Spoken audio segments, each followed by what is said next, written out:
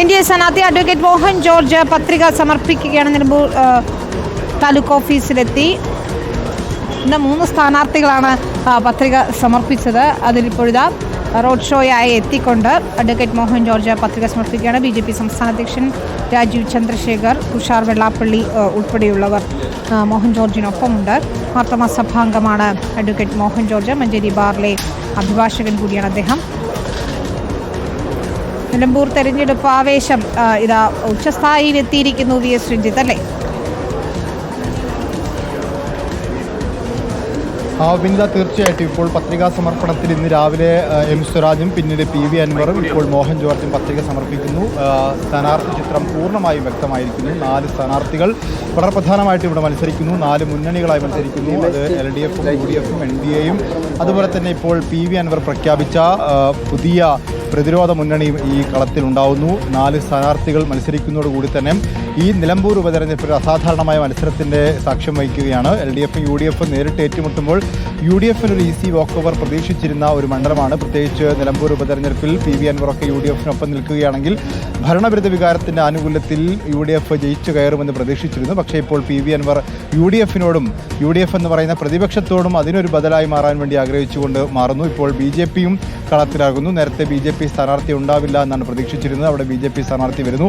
അതും നിലമ്പൂരുകാരനായൊരു BJPക്കാരൻ വരുന്നു. മോഹൻ ജോർജിനെ പോലെ കേരള കോൺഗ്രസിൽ പ്രവർത്തിച്ച് പരിചയമുള്ള, മലയോര കർഷകർക്കിടയിൽ പ്രവർത്തിച്ച് പരിചയമുള്ള, മാർത്തോമാ സഭയുടെ വലിയ സംഘാടകനായിട്ടുള്ള ഒരു നേതാവ് തന്നെ വരുന്നു. അത് കേരള കോൺഗ്രസിൽ നിന്ന് വരുന്നു എന്നുള്ളതാണ്. BJPയെ സംബന്ധിച്ചിടത്തോളം 2026 നിയമസഭാ തെരഞ്ഞെടുപ്പ് കൂടി ലക്ഷ്യം വെച്ചുകൊണ്ടാണ് മോഹൻ ജോർജിൻ്റെ സ്ഥാനാർത്ഥിത്വം എന്ന് പറയേണ്ടി വരും. കാരണം ഈ തെരഞ്ഞെടുപ്പിൽ ഇടതു വലതു മുന്നണികൾ നിലമ്പൂരിലെ ക്രൈസ്തവ വിഭാഗത്തെയും മലയോര കർഷകരെയും ഒക്കെ അവഗണിച്ചു എന്ന് പറഞ്ഞുകൊണ്ട് തന്നെ BJPക്ക് ഇവിടെ മോഹൻ ജോർജിനെ സ്ഥാനാർത്ഥിയാക്കാൻ സാധിക്കും.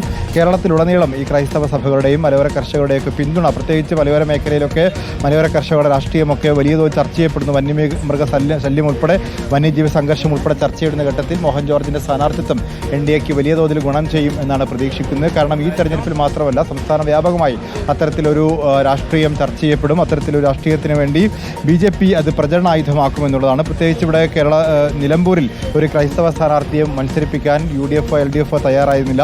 ആ ഘട്ടത്തിലാണ് BJP ഒരു സ്വതന്ത്ര സ്ഥാനാർത്ഥിയെ മത്സരിപ്പിക്കാമെന്ന് തീരുമാനത്തിലെത്തുന്നത്. പിന്നീട് കേരള കോൺഗ്രസിൻ്റെ സ്ഥാനാർത്ഥി കേരള കോൺഗ്രസിൻ്റെ നേതാവ് BJPയിൽ ചേരാൻ തീരുമാനിക്കുന്നതോടുകൂടി BJP അംഗത്വം കൊടുത്ത് BJP ചിഹ്നത്തിൽ കേരള കോൺഗ്രസിൻ്റെ നേതാവ് മത്സരിക്കുന്നു.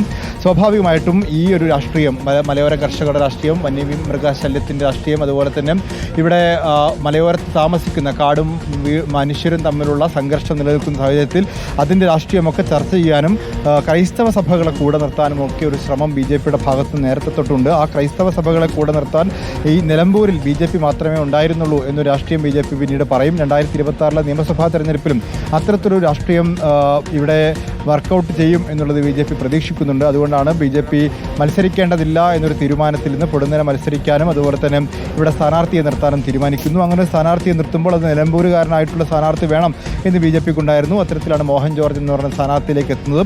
മോഹൻ ജോർജ് ഇപ്പോൾ പത്രികാ സമർപ്പണം നടത്തിയിരിക്കുന്നു. മോഹൻ ജോർജിനൊപ്പം BJPയുടെ സംസ്ഥാന അധ്യക്ഷനായിട്ടുള്ള രാജീവ് ചന്ദ്രശേഖറും ദേശീയ നിർവാഹക സമിതി അംഗം PK കൃഷ്ണദാസും അതുപോലെ BDJS നേതാവ് തുഷാർ വെള്ളാപ്പള്ളി ഉൾപ്പെടെയുള്ള നേതാക്കന്മാരുണ്ട്. അർജുൻ കല്യാട് കൂടി അവിടെയുണ്ട്. VS രഞ്ജിത്ത്, അർജുൻ കല്യാട് ഇപ്പോൾ രഞ്ജിത്ത് സൂചിപ്പിച്ചതുപോലെ തന്നെ ചതുഷ്കോണ മത്സര ചിത്രം തെളിഞ്ഞിരിക്കുകയാണ്.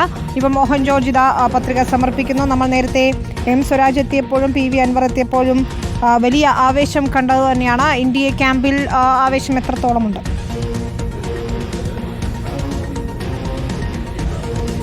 വിനിത, വലിയ ആവേശത്തിൽ തന്നെയാണ് NDA സ്ഥാനാർത്ഥിയുടെ പത്രികാ സമർപ്പണവും ഇപ്പോൾ നടന്നുകൊണ്ടിരിക്കുന്നത്. 2 സെറ്റ് പത്രികകളാണ് തഹസിൽദാറായിട്ടുള്ള സിന്ധു MP വരണാധികാരി കൂടിയാണ് അദ്ദേഹത്തിന് ഇപ്പോൾ കൈമാറിയിരിക്കുന്നത്. അതിൻ്റെ നടപടിക്രമങ്ങൾ പൂർത്തിയായിക്കൊണ്ടിരിക്കുകയാണ്. നേരത്തെ രഞ്ജിത്തും ദീപക് മലയുമയും ഒക്കെ സൂചിപ്പിച്ചതുപോലെ തന്നെ ഒരു അപ്രതീക്ഷിതമായാണ് മോഹൻ ജോർജ് എന്നുള്ള ഒരു പേരിലേക്ക് NDA നേതൃത്വം എത്തിയത്. ആദ്യഘട്ടത്തിൽ BJP മത്സരിക്കണമോ വേണ്ടയോ എന്നുള്ള ഒരു ആശയക്കുഴപ്പമുണ്ടായിരുന്നു. അതിനുശേഷം ഈ സീറ്റ് പിന്നീട് BDJSന് കൈമാറിക്കൊണ്ട് BDJS സ്ഥാനാർത്ഥിയായി മത്സരിക്കുന്നതിന് വേണ്ടിയിട്ടുള്ള ഒരു തീരുമാനത്തിലേക്ക് എത്തി.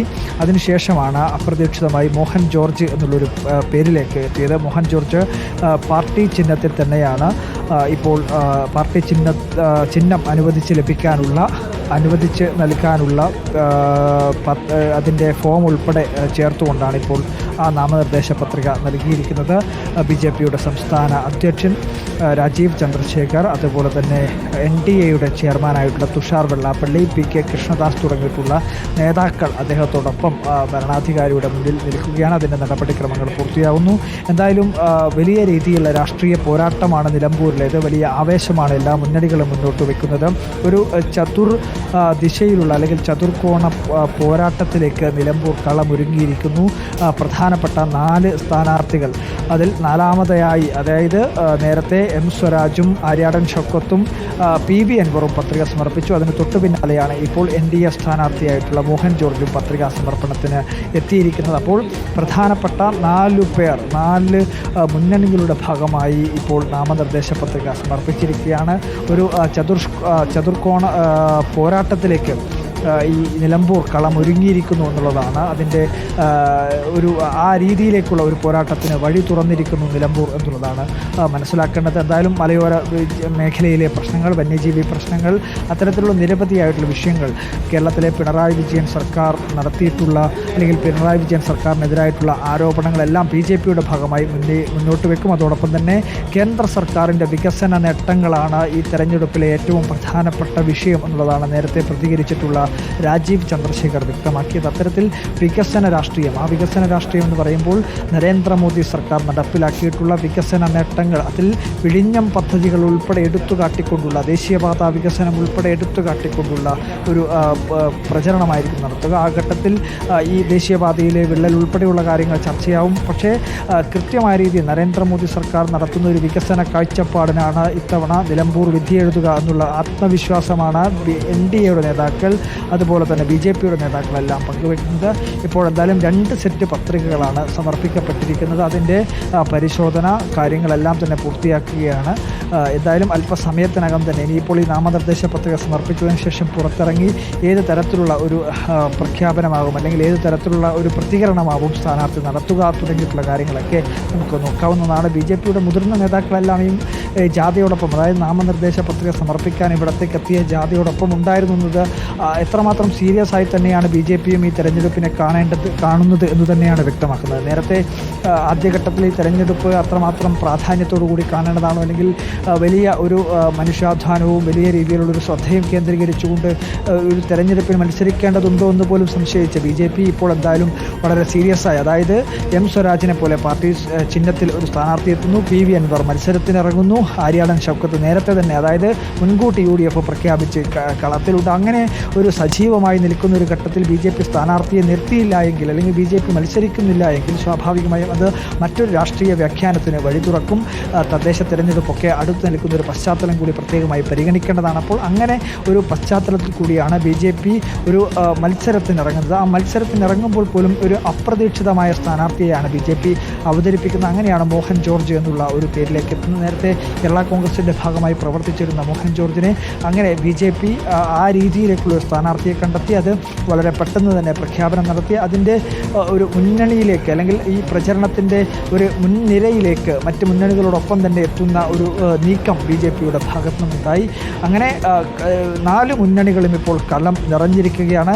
നേരത്തെ കേരള രാഷ്ട്രീയത്തിൽ സജീവമായി ഉണ്ടായിരുന്ന 3 മുന്നണികളോടൊപ്പം PV അൻവർ ഉയർത്തിയിട്ടുള്ള, അല്ലെങ്കിൽ PV അൻവർ മുന്നോട്ട് വെച്ചിട്ടുള്ള ജനകീയ പ്രതിരോധ മുന്നണി എന്നുള്ള ഒരു മുന്നണി കൂടി നിലമ്പൂരിൽ മത്സരത്തിന് കളമൊരുങ്ങും. അങ്ങനെ കേരള രാഷ്ട്രീയത്തിൻ്റെ ഗതിവിഗതികളെ പോലും നിയന്ത്രിക്കാൻ കെൽപ്പുള്ള ഒരു തെരഞ്ഞെടുപ്പാണ് നിലമ്പൂരിൽ നടക്കുന്നതെന്ന കാര്യത്തിൽ ഒരു തർക്കവുമില്ല. അത്തരത്തിൽ ആവേശം, വലിയ ഒരു ആവേശം അലതല്ലുന്ന ഒരു തെരഞ്ഞെടുപ്പാണ് നിലമ്പൂരിലുള്ളത് എന്നുള്ള കാര്യം ഇതിനകം തന്നെ വ്യക്തമായിട്ടുണ്ട്. കഴിഞ്ഞ ദിവസങ്ങളിൽ ഈ സ്ഥാനാർത്ഥികൾ തമ്മിലുള്ള ഒരു പ്രകടനത്തിൻ്റെ ഭാഗമായി സംഘർഷം പോലും ഉണ്ടാകുന്നത് നമ്മൾ കണ്ടതാണ്. അപ്പോൾ അത്തരത്തിൽ പ്രവർത്തകരും വലിയ ആവേശത്തിലാണ്, നേതാക്കളും ആവേശത്തിലാണ്. എന്തായാലും നിലമ്പൂർ മണ്ഡലം ഒരു വലിയ രാഷ്ട്രീയ പോരാട്ടത്തിന് വേദിയാവുകയാണ്.